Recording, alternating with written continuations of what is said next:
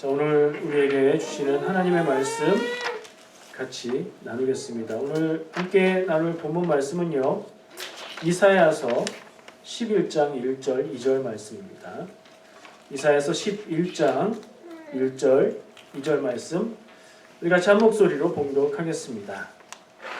이새의 줄기에서 한 싹이 나며 그 뿌리에서 한 가지가 나서 결실할 것이요 그의 위에 여호와의 영, 곧 지혜와 총명의 영이요 모략과 재능의 영이요 지식과 여호와를 경외하는 영이 강림하시리니.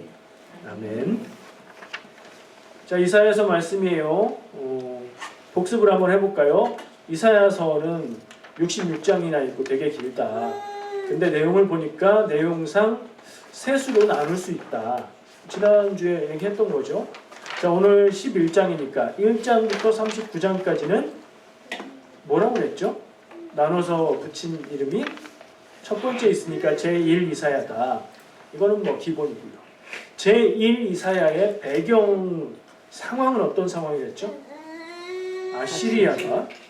아시리아가 이스라엘을 침략해서 이스라엘이 거의 다 망하게 된 상황 가운데 이제 이스라엘이 무너지면 그 너머에 있는 유다, 우리도 이제 곧 멸망을 맞게 될 것인가 하는 그런 두려움과 불안함. 그러니까 세계 역사의 변화 속에서 어떤 두려움과 불안함 속에서 이사야가 그때에 회개하라.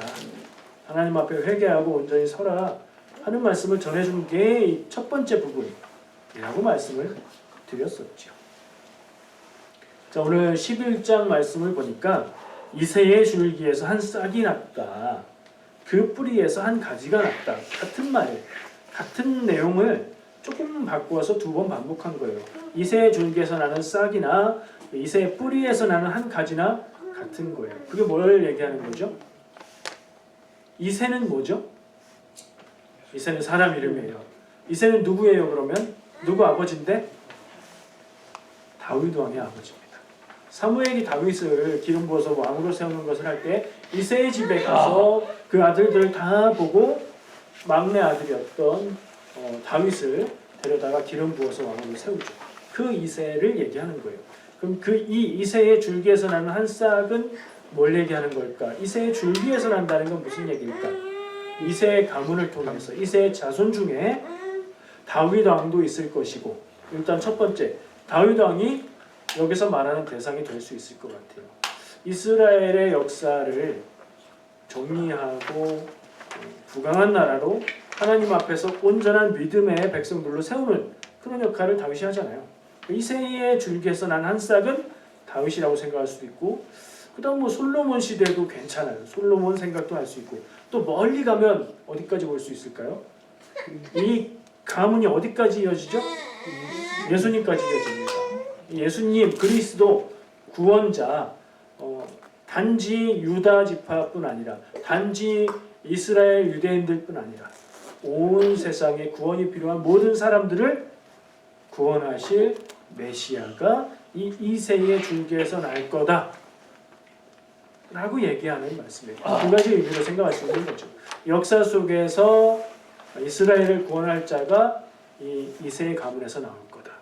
그리고 더불어서 온 인류를 구원하시는 메시아, 구원자가 이 이새의 후손 가운데 날 거다. 근데 그게 다 사실이죠. 다윗 왕이나 솔로몬이나 좋은 왕들 다 이 가문이고요. 그러면 이 이새의 가문은 어떤 가문이라고 할 수 있을까요? 이스라엘에는 중요한 가문이 12개가 있어요. 12 하면 떠오르죠. 12지파. 이 12지파의 근원은 어디예요? 누구의 아들들이에요? 야곱의 아들들이죠. 야곱의 아들 12명이 각각의 지파가 되어서 쭉 이어져 가는데, 그러면 이 이새의 가문 위로 올라가면 있는 그 지파는 무슨 지파일까요? 제가 아까 살짝 얘기했어요. 유다 지파입니다. 유다 지파. 기억하셔야 돼요. 오늘 이 족보를 조금 훑어볼 거라서, 자, 이 이야기의 시작은 누구냐? 유다다. 야곱의 12아들 중에 유다. 유다 하면 떠오르는 이야기들이 좀 있어요. 그걸 나눌 거고요. 그 이야기가 누구까지? 예수님까지 가는 얘기다. 그리고 이 계보, 이 족보는 어디에 쫙 정리가 되어 있는가 하면 마태복음 1장 2절부터 17절까지 예수님의 족보를 이야기하면서 쭉 이야기를 하고 있어요. 나중에 마태복음을 펴보시고 오늘 말씀을 나눈 다음에 마태복음을 쭉 훑어보시면 쭉 보실 수 있을 거예요.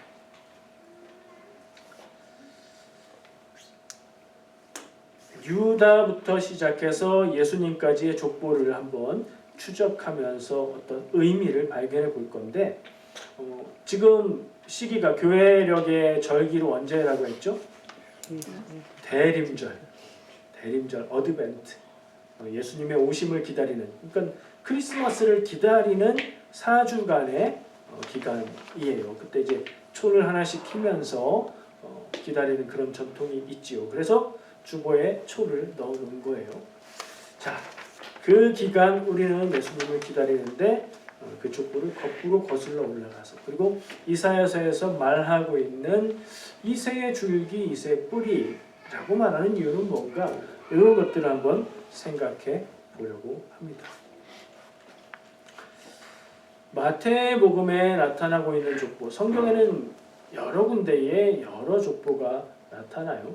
그것들을 다 비교하고 종합해 보면 재미있는 모습들이 보이는데 같은 족보여야 하는 내용들이 조금씩 차이가 있기도 해요. 성경에 나오는 족보는 우리가 생각하는 것처럼 한 명도 빠뜨리지 않고 계보를 다 있는 그런 족보가 아니라 조금 편집을 해요. 중요하다고 생각하는 사람들을 부각시키고요. 대수를 맞추기 위해서 조금 빼놓기도 하고요. 이쪽 흐름으로 갔다 오기도 하고 뭐 그래요. 그래서 성경에 나오는 족보들은 종합해 봤을 때 완벽하게 일치하는 정리를 보여주지 않을 경우도 있다. 왜 그러냐? 중요한 것을 강조하는 족보라 그렇다. 의미를 부각하는 족보이기 때문에 그렇다는 거죠. 그래서 마태복음에 나타나는 예수님의 족보, 다르게 말하면 이새가 들어있는 족보, 또 다른 말로 다윗이 들어있는 족보, 다르게 말하면 또 유다로부터 시작하는 이 족보는 왕족의 족보라고 할 수 있겠죠. 왜 그렇죠? 다윗이 왕이 되잖아요.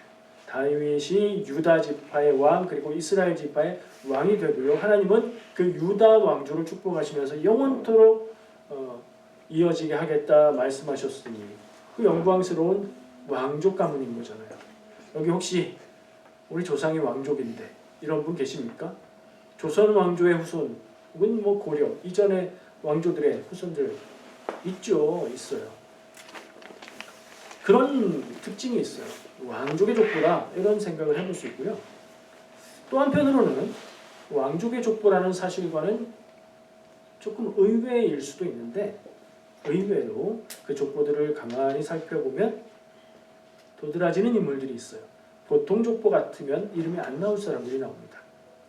유대인 이스라엘 사람들의 족보에는 여성의 이름은 적지 않아요. 일반적으로.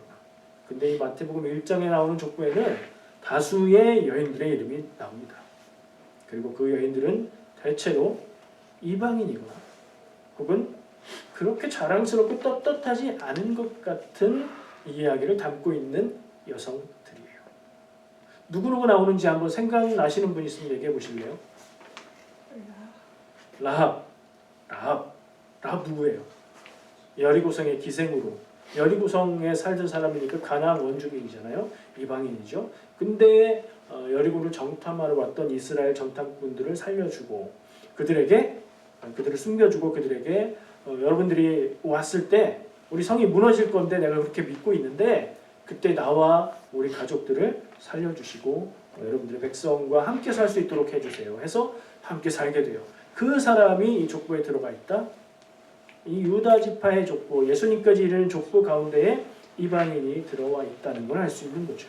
또요, 라합 있고, 네, 룻은 유명하죠. 룻기 책이 따로 있는 아름다운 러브 스토리 아닙니까? 근데 그 룻은 누구냐? 유대인의 가족이었지만 남편을 잃고 역시 같이 남편을 잃었던 시어머니 나오미와 함께 유대 땅 베들레헴으로 돌아와서 살면서 거기에서 다시 재혼해서 이스라엘 백성으로 살아가는데 그 재혼한 사람이 이 예수님, 유다 이 족보에 들어가 있는 사람입니다. 누구죠? 보아스. 보아스와 결혼해서 이 족보의 계보에 들어가요. 지금 누구 얘기했어요? 라합과 룻과 처음으로 가도 한 명 있는데 처음으로 가도 유다는 좀 얘기하기가 좀 그런데 다말이라는 사람이 나와요. 다말은 원래는 유다의 며느리였어요. 근데 유다와 다말이 아들을 낳아요. 그 얘기 아시는 분들은 아시겠고 모르는 분들은 깜짝 놀라실 텐데 며느리하고 아들을 낳는다니까요. 다말 이야기도 여기에 들어있어요. 유다 족보에 처음부터 등장하는 이야기예요. 좀 전에 말한 두 사람 라합과 룻은 확실하게 이방인이에요. 그렇죠? 그러니까 히브리 족속, 히브리 민족이 아니에요. 이 다말은 조금 논란이 있어요. 근데 성경에 명시적으로 나오지만 않았을 뿐이지 거의 이방인일 거라고 생각을 해요. 이유는 유다가 가족들을 떠나서 혼자 살면서 가나안 사람들과 결혼을 했어요. 그러니까 유다의 부인도 가나안 사람이었고요. 그것까지는 성경에 나왔는데 그렇게 보면 이 며느리 다말도 가나안 사람인 것 같다고 생각을 해요. 그렇게 판단한다면 지금 예수님의 족보, 유다의 족보 속에 나오는 3명의 여인이 이방인인 거예요. 자, 이 족보의 특징, 이방인들이 많이 들어있다. 이게 하나 중요한 특징이에요. 마지막 여인이 한 명 더 있습니다. 이방인은 아닌 것 같아요. 이 사람은 이방인이라고 얘기하는 분도 있는데 아닌 것 같은데 이방인과 관계가 있어요. 다윗 왕과 결혼을 해서 솔로몬을 낳은 누구예요? 바세바라는 이름을 가진 여인인데 그 족보에는 바세바라고 이름이 나오지 않고 우리아의 아내 바세바에게서 솔로몬을 낳았다고 얘기해요. 그 족보가 바세바라는 사람을 넣은 것도 의도적인 거고요. 바세바라는 이름을 쓰지 않고 원래는 우리아의 아내였는데 다윗이 그에게서 아들을 낳았다고 표현한 것도 의도적인 거예요. 왜요? 우리아가 이방인이었기 때문에.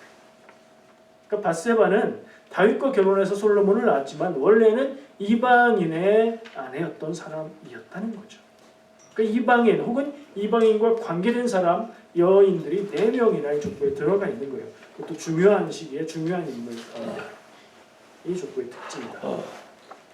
또 하나의 특징은 가장 위대한 인물이면서 가장 흉악한 범죄를 저지른 사람의 이야기가 들어있다. 누구요? 다윗이요. 다윗. 우리가 꼭 기억해야 됩니다. 다윗은 하나님 앞에서 사용받고 하나님의 마음에 합한 왕이었고 위대한 왕이었다도 기억해야 될 거지만 그 누구와도 비교하기 어려운 흉악한 범죄를 저지른 사람이에요. 물론 회개하고 용서받았죠. 바세바를 아내로 맡고 아까 그 나온 우리아를 죽이잖아요. 그 범죄자의 기록이 들어있다. 범죄자가 들어있는 족보다 이게 특징이에요. 이런 것들을 다 종합해보면 유다로부터 예수님까지 이어지는 이 족보는 자랑스러운 명문가 어디 나가서 나는 왕족이야 라고 말할 만한 그런 족보가 못 된다는 생각도 든단 말이죠. 다 이렇게 말하진 않을 거예요. 유다 지파를 굉장히 높여서 특별하게 여기는 그런 생각을 할 수도 있어요. 그런 면이 없지 않아요.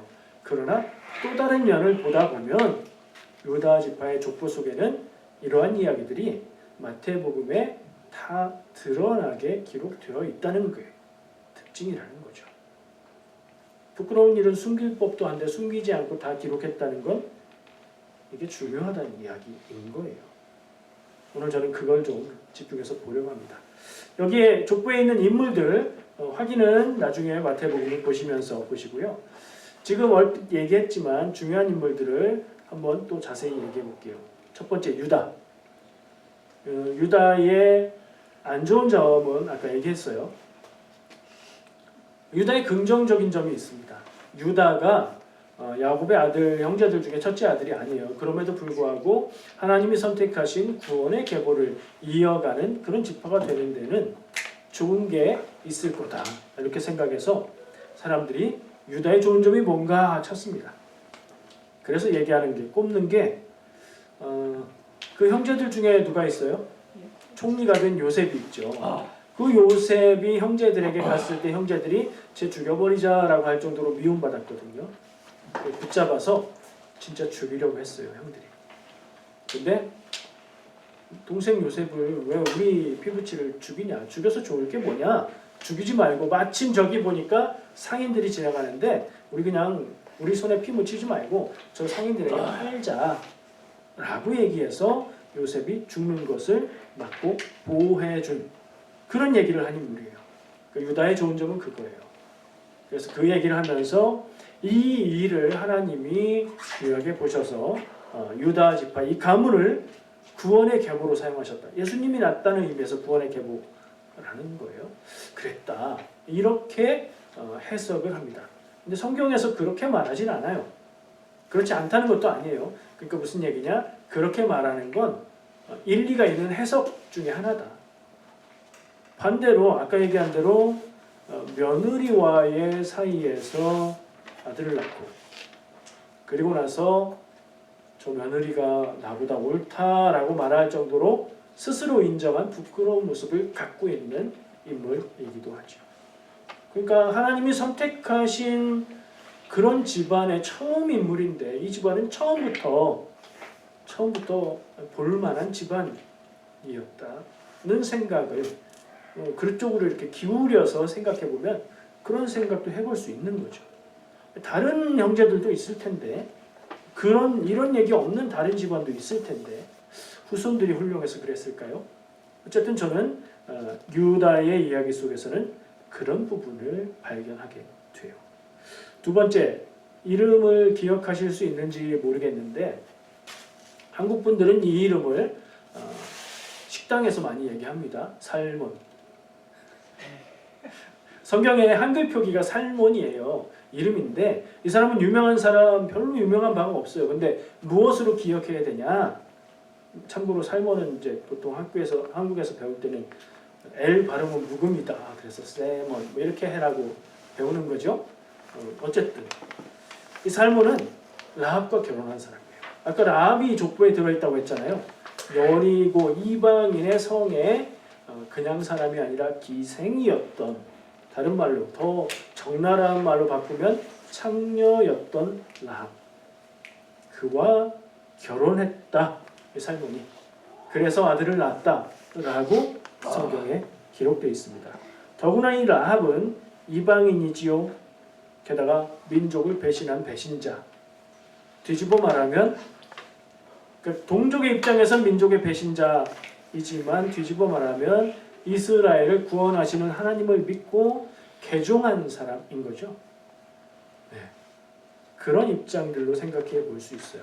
그러니까 보기에 따라서 이 라합이 이 가문에 들어온 것이 굉장히 좀 영향이 있지 않을까, 여러모로 그런 생각을 해 볼 수 있는 거죠. 그 다음 기억할 사람이 지금 이제 살몬이 라합과 결혼해서 보아스를 낳았다 이렇게 기록됩니다. 룻기에 나오는 그 보아스요. 보아스는 누구와 결혼하죠? 룻하고 결혼하죠. 룻은 누구라고 했죠?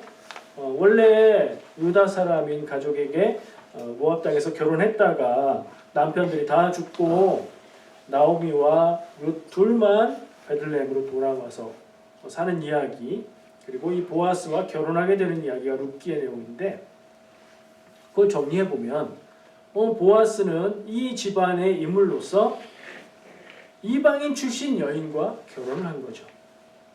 다말도 이방인이라고 생각해보면, 그리고 라합도 이방인인 점을 기억해보면 이 집안은 유독 이방인들과 결혼을 하네요. 근데 이거 특이한 일이에요. 이스라엘 사람들 이방인을 굉장히 배타적으로 대했던 사람들이거든요. 우리는 하나님이 선택하신 족속, 하나님의 백성, 이방인들은 그냥 외국인이라는 뜻이 아니에요. 구원받지 못할 자들, 개와 같은 자들, 성경에 그렇게 표현하거든요. 근데 이 집안은 유독 이방인들하고 자꾸 결혼을 하네요. 그러니 특징적이라고 얘기하는 거죠. 살몬은 그런 사람이고요. 보아스와 룻이 결혼했고요. 오벳이라는 인물을 낳습니다. 오벳은 오늘 말씀에서 나온 본문 말씀에 이름이 누가 나왔죠? 이새가 나오죠. 오벳이, 그러니까 보아스와 룻이 낳은 아들 오벳이 다음 때로 낳은 아들이 이새예요. 그렇게 이어집니다. 이새는 다윗의 아버지고요. 자, 본문에서 이새의 뭐 다른 부분들은 많이 나오지 않아서 얘기할 게 없는데 이새는 본문 말씀에서 이새의 줄기라고 표현을 했어요. 근데 이새의 줄기가 사실 원래 의도적으로 가리키는 바는 다윗이거든요. 다윗은 이미 이 이사야서가 기록될 때는 옛날 얘기예요. 한 300여 년 지난 상황이에요. 그러니까 다윗의 가문에서 구원할자가 난다 뭐 이렇게 표현하면 맞는 얘기인데 내용적으로는 그것을 다윗이라고 말하지 않고 이새의 줄기라고 말했어요. 왜 그렇게 말했을까? 그러니까 마땅히 말해야 될 거. 아까 밧세바를 밧세바라고 하지 않고 우리아의 아내라고 얘기한 건 이방인과 결혼했던 사람이라는 것을 드러내는 거라는 생각을 해볼 때 다윗 왕이라고 말하지 않고 왕이었던 인물로 말하지 않고 그의 아버지 이름으로 말하고 있는 것은 뒤에 나올 구원자 메시아를 얘기하는 말씀 가운데 영광스럽고 대단하고 위대한 모습이 아니라 그냥 보통 사람 혹은 비천한 모습으로 메시아가 올 것이다 하는 것을 암시하는 내용, 그런 표현이라고 생각해 볼 수 있어요. 이사야서에는 실질적으로 그 나실 아기가 볼품도 없고 뭐 그런 표현들을 하고 있지요. 자, 이세 넘어가서 그 다음은 다윗이겠죠. 다윗은 아까 많이 얘기했으니까 넘어갈게요. 근데 하나만 짚고 넘어갈게요. 제가 다윗의 범죄, 밧세바를 취하고 우리아를 죽인 이 일에 대해서 아주 흉악한 범죄라고 얘기했어요. 근데 교회에서는 그걸 그렇게 강조해서 이야기하진 않아요. 다윗 그러면 영광스러운 이름으로 많이 떠올리기 때문이기도 할 거예요. 제가 궁금해서 이 다윗의 죄의 내용들을 인공지능에게 현재의 법으로, 지금 현 시대의 법으로 판결을 하면 어떤 죄에 걸리고 형량이 얼마나 되겠느냐 물어봤어요. 여러분들도 한번 떠올려 보세요. 다윗의 이 범죄가 형량이 어느 정도 될까요? 나온 답이 사형 아니면 무기징역 뿐이래요. 아주 흉악무도한 중범죄인 거예요. 그 내용을 이렇게 보니까 권력의 위력에 의한 성폭행, 간음 이거예요. 그리고 살인, 근데 직접 살인한 거 아니고 우발적인 살인도 아니고 계획적인 살인인데다가 다른 사람에게 자기 권력을 이용해서 다른 사람을 시켜서 죽이는 살인 교사. 그죠? 그 다음에 그걸 감추려고 없었던 일처럼 하려고 한 거 아니에요. 그 살인한 이유가 증거인멸 뭐 이런 죄들이 다 해당되더라고요. 그래서 제가 좀 다를까 해서 한국의 법 기준과 미국의 법 기준으로 했을 때 어떻게 되냐. 한국에서는 사형 아니면 무기징역, 미국의 법으로 하면 미국 법은 특징이 있죠. 징역 몇백 년 뭐 이런 형도 내리잖아요. 수백 년의 징역형 아니면 사형 이렇게 얘기하더라고요. 흉악무도한 범죄자, 회개하고 용서받았지만 그 사실은 없어지지 않잖아요. 그런 걸 기억할 수 있어요. 솔로몬, 그 아들 솔로몬이잖아요. 위대한 왕이었죠. 지혜로운 왕이었죠. 이 솔로몬의 약점은 뭐예요? 근데 이것도 결정적이에요. 솔로몬 안 좋은 게 뭐 있어요? 다 좋은 거 아니에요? 말년에 솔로몬이 말년에 그 아내들로 인해서 우상 숭배를 했다 그러죠. 근데 하나님의 말씀에도 불구하고 회개하지 않았다. 성경을 아무리 뒤져봐도 솔로몬이 회개하고 하나님 앞에 이 우상 숭배의 죄를 용서받았다 그런 내용이 없어요. 물론 뭐 전도서나 이런 데를 보면 생각할 수도 있지만 성경에서 명시적으로 솔로몬이 회개하고 용서받았다는 내용이 없어요. 그러면 솔로몬은 지혜로웠지만 하나님 앞에, 그러니까 하나님이 가장 싫어하시는 범죄 중에 하나인 우상 숭배를 하고 회개치 않고 인생을 끝낸 사람이라고 생각할 수 있겠죠. 좋지 않아요. 많은 왕들이 있어요. 그 뒤에 솔로몬을 이어서 유다의 왕들이 쭉 나오는데 특별히 얘기할 만한 게 없어서 바로 끝으로 갈게요. 예수님 바로 위가 누구예요? 예수님의 아버지인데 육체적인 아버지는 아니고 법적인 아버지라고 할 수 있는 사람 요셉이죠. 요셉. 요셉이 누구랑 결혼해서 예수님이 낳는 거예요? 요셉과 마리아죠. 근데 이 집안도 스토리가 우리는 성령으로 잉태해서 예수님이 나셨다 이렇게만 생각하지만 그걸 모르는 사람들, 그걸 믿지 않는 사람들이 볼 때는 어떻게 보일까요? 상황이 어때요? 요셉은요 마리아와 정혼했습니다. 약혼이에요. 약혼. 정혼을 하면 법적으로 마리아는 요셉의 아내인 셈이에요. 근데 결혼식을 하기 전까지는 정식으로 아내는 아니에요. 그러면 정혼하고 결혼식을 할 때까지 다른 일이 생긴다면 이건 문제가 심각한 거예요. 이건 마리아에게 범죄의 사실이 되는 거예요. 율법으로 처벌받아야 되는 일인 거예요. 근데 마리아에겐 일이 생겼어요. 무슨 일이요? 임신했어요. 마리아가. 우리는 그걸 성령으로 잉태했다고 보지만 그걸 모르는 사람들이 보면 뭐예요 이게? 중대한 부정한 문제가 생깁니다.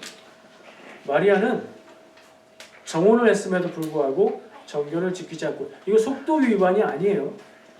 자기가 어차피 결혼할 남자인 요셉과 낳은 아들이 아니잖아요.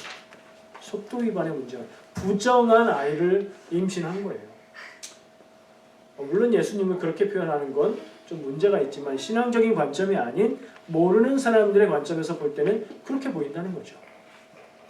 그러면 예수님 그 가정 요셉과 마리아는 사람들이 요셉 참 대단해. 그래도 사랑하는 마음으로 그렇게 결혼하고 그래. 이렇게 칭찬을 했을까요? 아니면 저 집안 좀 이상한데? 쑥덕쑥덕 그랬을까요? 모르겠어요. 근데 제가 아는 사람들 같으면 쑥덕쑥덕 하는 쪽이 많지 않았을까. 그래서 아마 요셉이 호적하러 베들레헴으로 갈 때 만삭인 아내를 굳이 데리고 간 것이 아닐까. 그런 생각도 들어요. 다 얘기했어요. 자, 이 족보에 나오는 이런 사람들의 모습. 드러나는 특징, 아까 제가 얘기한 거, 제가 그쪽을 강조해서 얘기했지만 아니라고 할 수는 없겠죠. 이 집안에는 왠지 이방인들이 많이 들어있고 왠지 부끄러운 결혼들이 많이 있고 그렇다.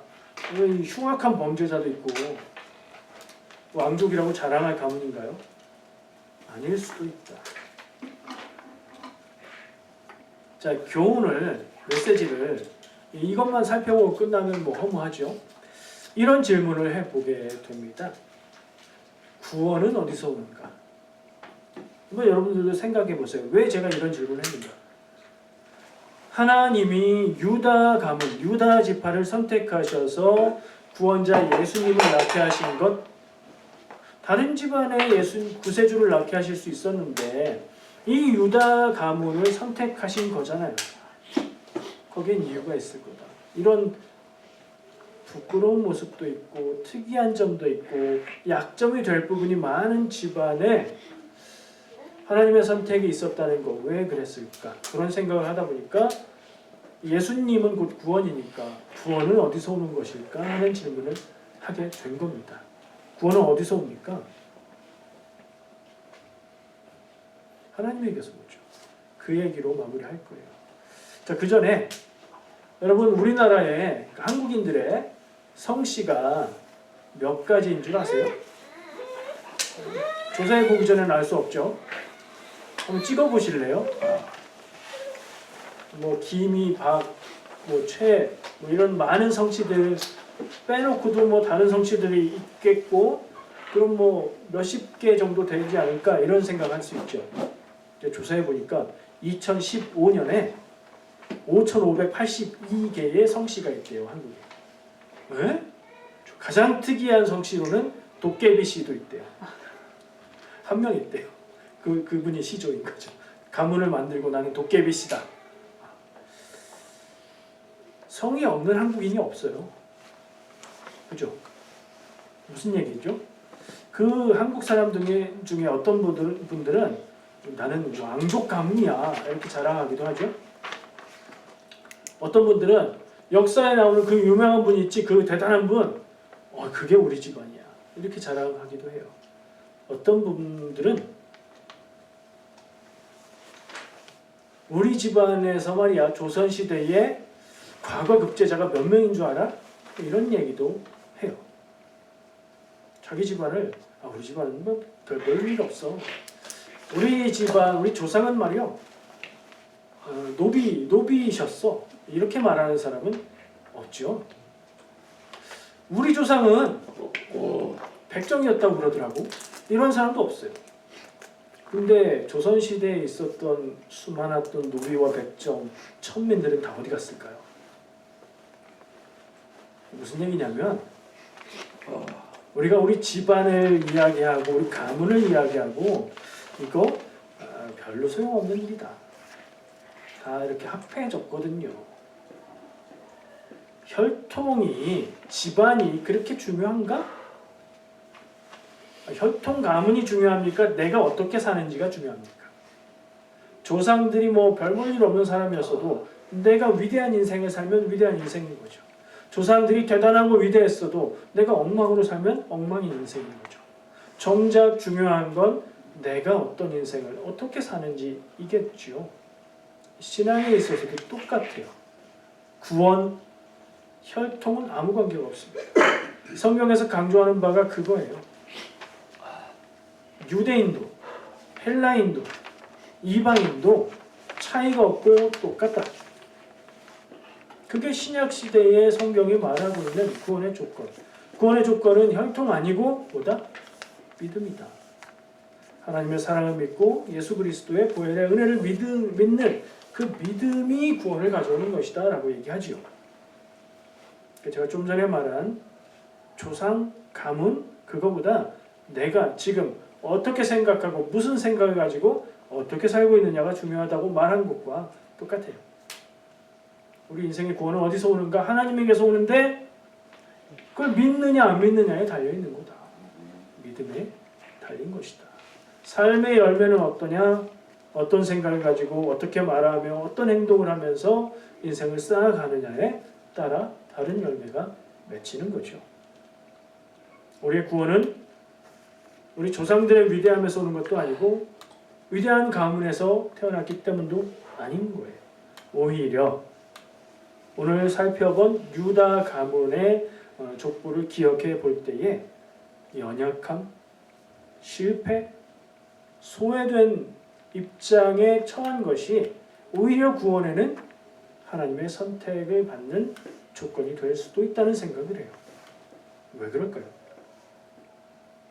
연약한 사람들, 죄지어서 겸손하게 인정할 수밖에 없는 사람들, 굉장히 배타적인 문화 가운데 다문화 가정을 이루고 살았던 가문의 사람들, 마음이 좀 다르지 않을까요?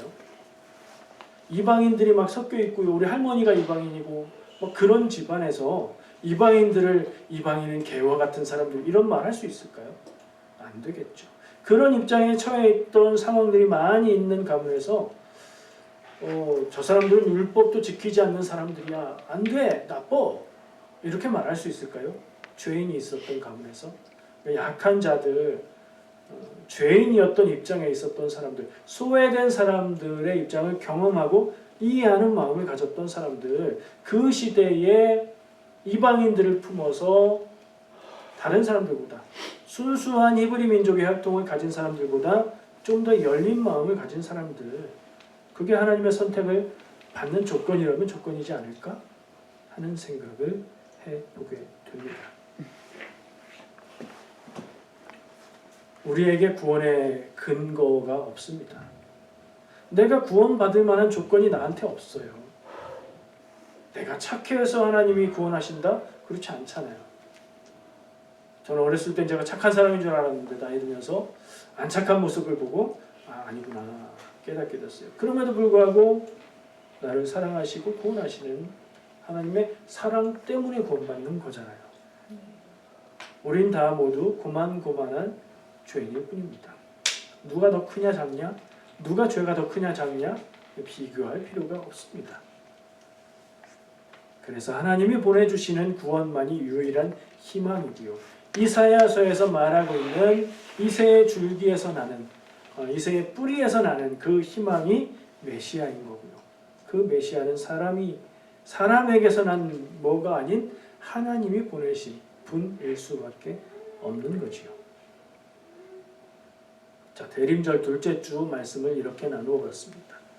대림절에 예수님의 오심을 기다리면서 우리의 연약함을 인정하고 겸손하게 하나님의 구원을 기다리면 좋겠습니다. 주여 어서 오시옵소서라는 뜻의 말이 뭐라고 했었죠? 마라나타. 마라나타를 마음에 새기며 우리의 삶 가운데 주님 어서 오십시오 라고 새기며 살아가는 시간이 되면 좋겠습니다. 기도하겠습니다.